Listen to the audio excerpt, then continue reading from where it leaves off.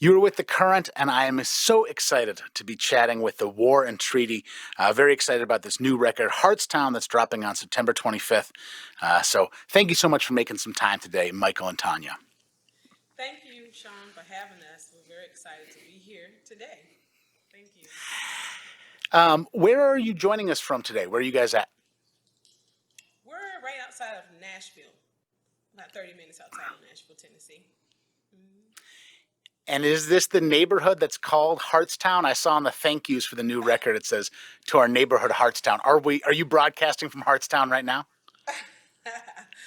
No, the world and whoever. Yes, always. Always with Heartstown. Always. But it's in your heart, so it's wherever you take it.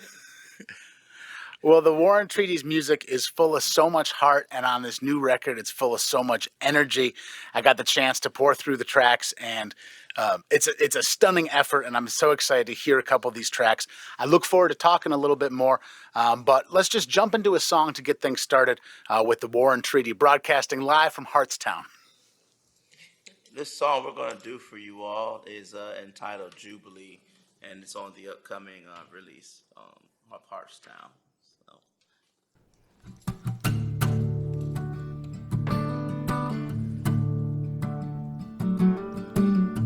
I see the morning coming in your eyes.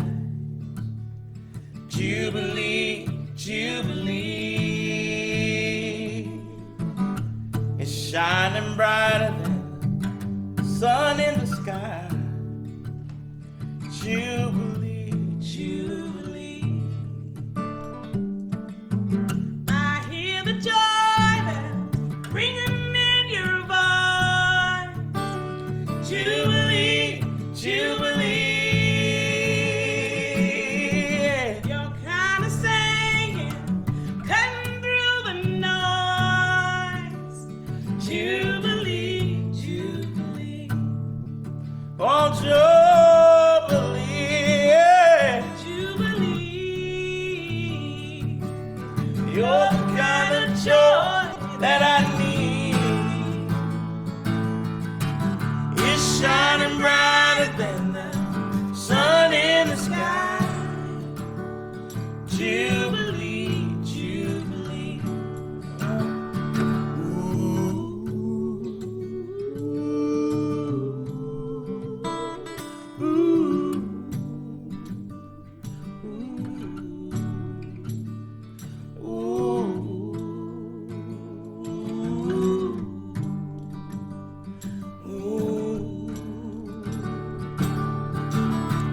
Well, Jubilee, Jubilee.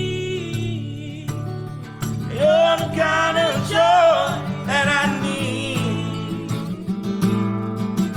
It's shining brighter than the sun in the sky. Jubilee, Jubilee.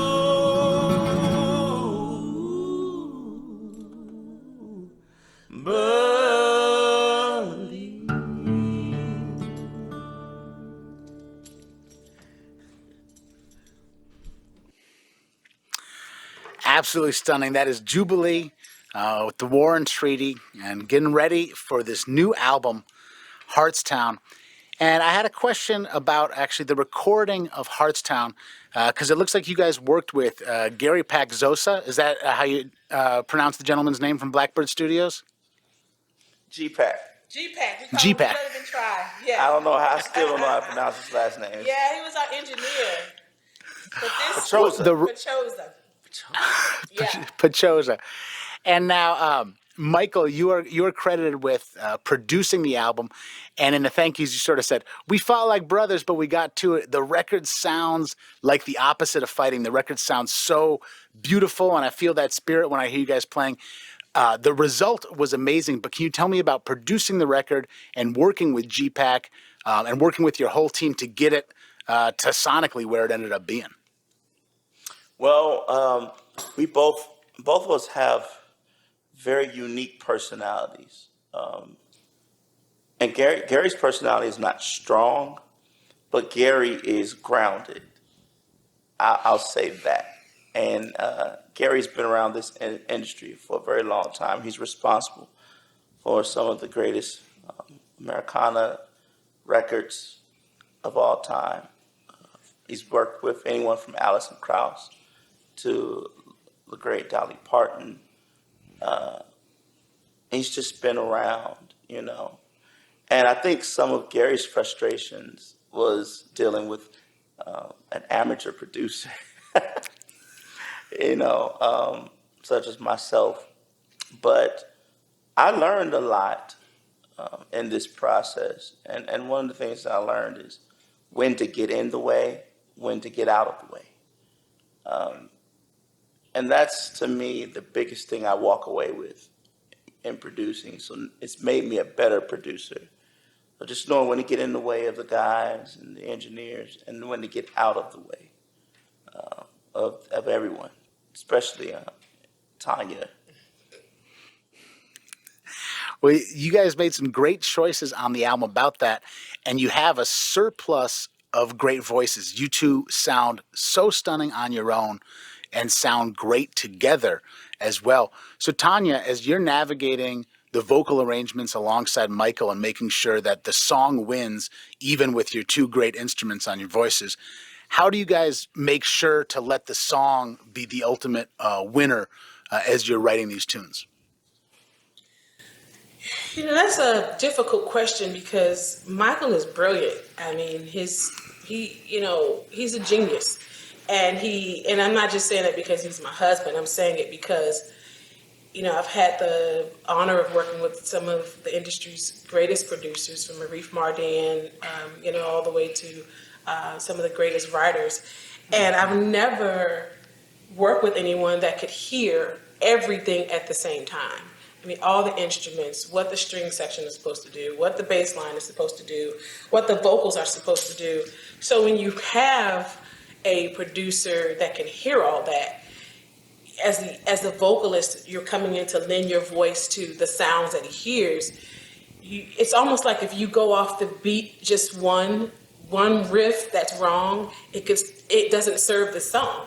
So he hears where your voice is supposed to inflect in a certain way, where there's supposed to be a growl here, where it's supposed to get softer there.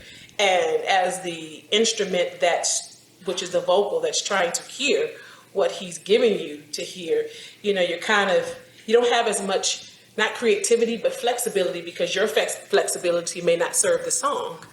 So that was, for me, the learning experience is that, coming from R&B where everything's kind of loose and you just ride the track, or hip hop, where these songs are complete songs. So he hears it from top to finish in his sleep, along with the lyrics. So, just imagine someone waking up and they're like, hey, I have a song. Usually it's like, here's a melody. But what happens when the person has all the lyrics, all the melody, and everything, It's your responsibility to do what you can do to serve that song. So it's like, when you do sing it together, it's like water just flowing in the ocean, Well, mission accomplished, because it does sound frequently like water flowing in the ocean.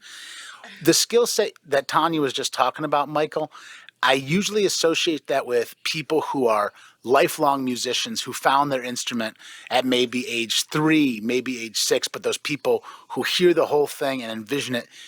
You came to touching instruments and to being a part of music later in life, but you're communicated, obviously, by a wonderful wife, as having a skill set that I usually associate with kind of prodigy kids.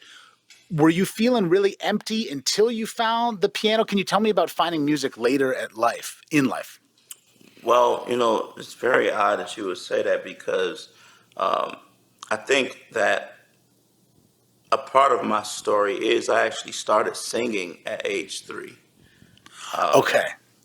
Yeah, I did start singing at age 3, and I have musicians on both sides of my family. On my mom's side, my grandmother was and is a piano player.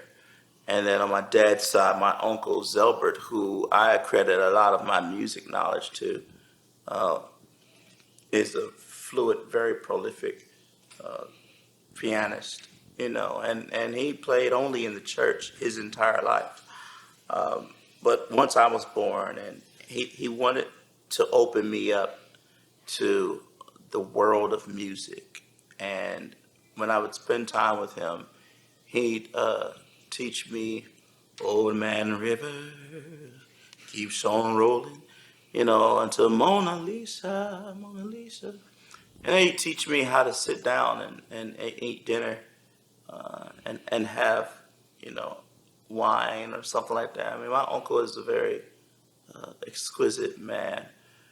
But I had no interest whatsoever in piano and guitar and drums.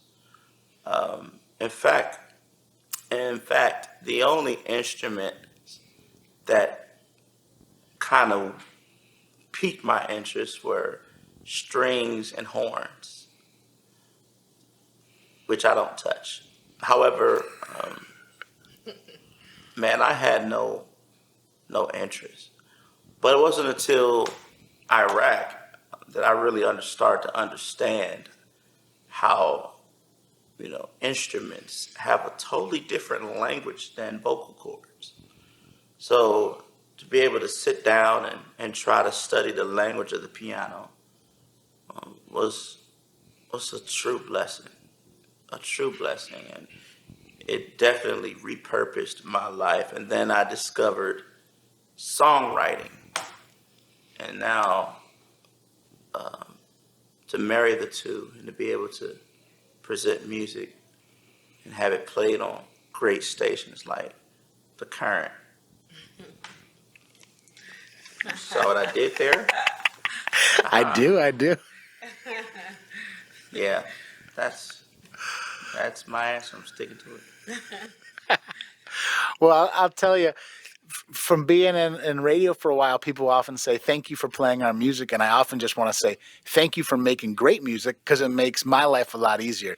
It's a no-brainer to play a group like the War and Treaty, because you guys make beautiful music, you deliver it live, and you deliver it really, really well in the studio as well. Now, delivering it live is going to be an uphill battle for the foreseeable future, and we're really excited about Heartstown coming out, but I'm sure this cycle is looking really different than the last one. How are y'all thinking about getting your message across and getting your music across in these times where doing what you do best, getting in front of a crowd, is not easily available?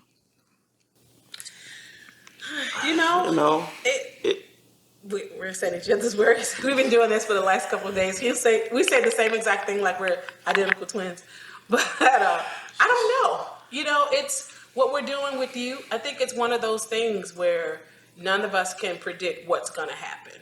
And we have this thing called the internet and social media that allows us to connect the best way that we can. Mm-hmm. But there's nothing like the human experience and being able to touch one another. It's just nothing like it. But I'm finding something out.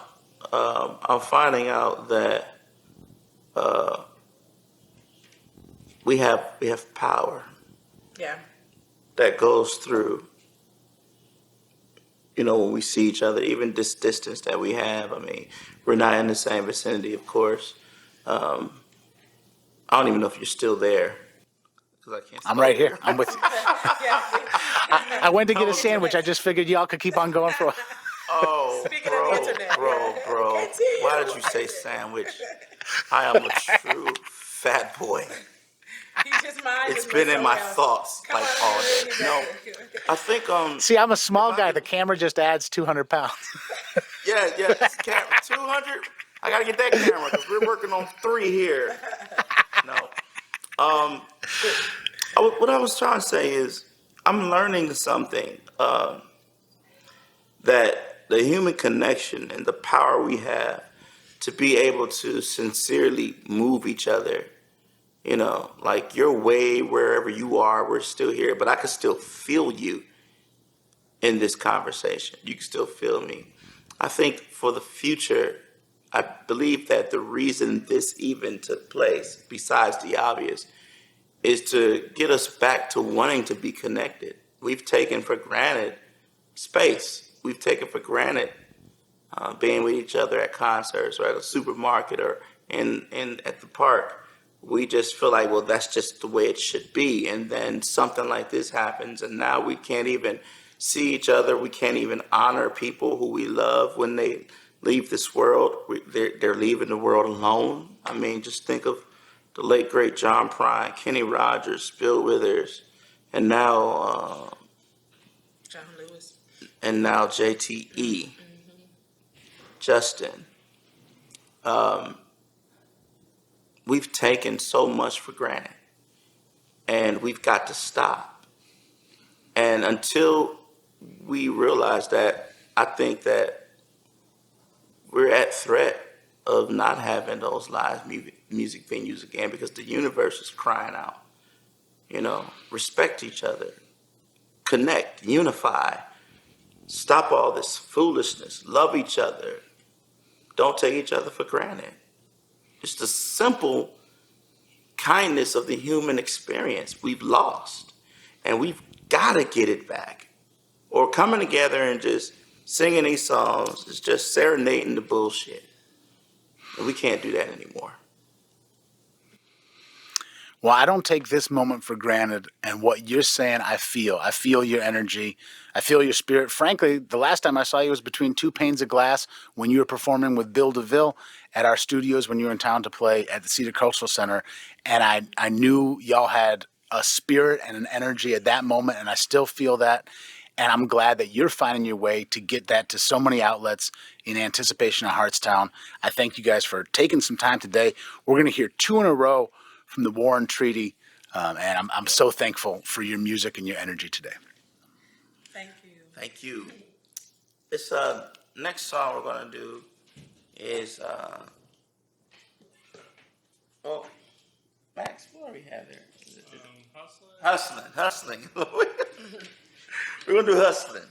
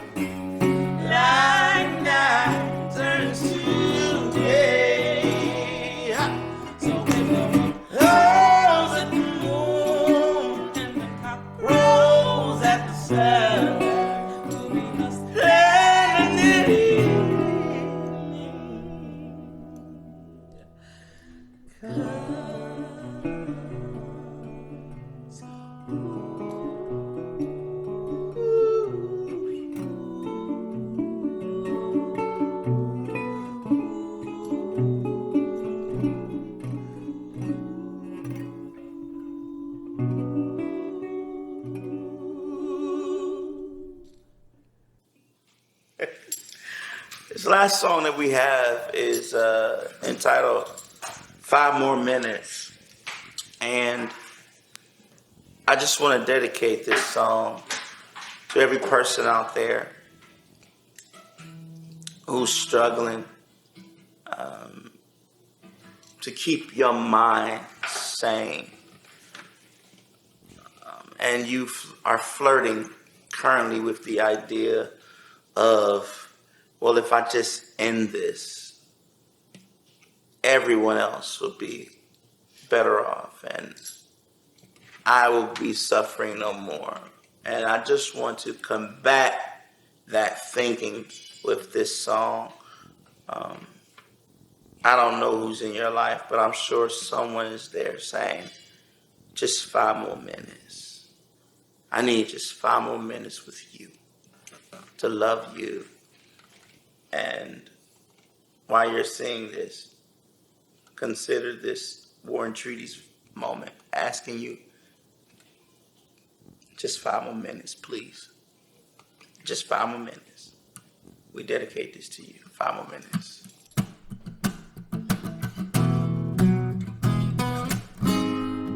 Max Brown on guitar, ladies and gentlemen. Our music director.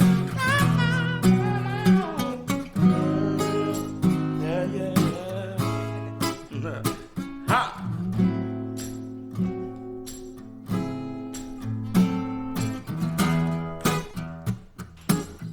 5 minutes, here we go.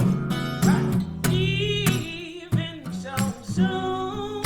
Alright. It's like we just arrived. Come on, mama. Did I play the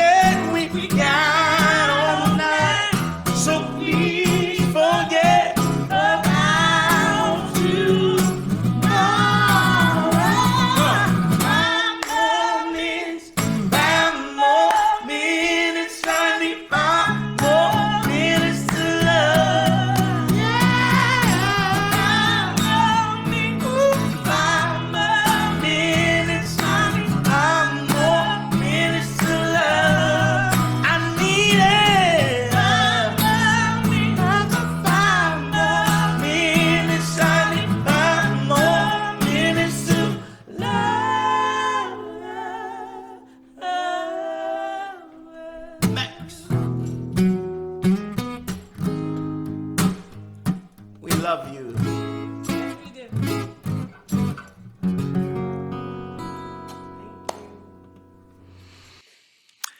I have never been prompted to clap along on one of these virtual sessions before, but the energy, the spirit was too much. Thank you for those tunes. Thank you for dedicating it to people who are going through it. So many people are going through it right now, and your music is helping so many people. Tanya and Michael and Max, props to Max as well, sounded wonderful. The Warren Treaty, congratulations on the new record, and thank you for spending some time with The Current today.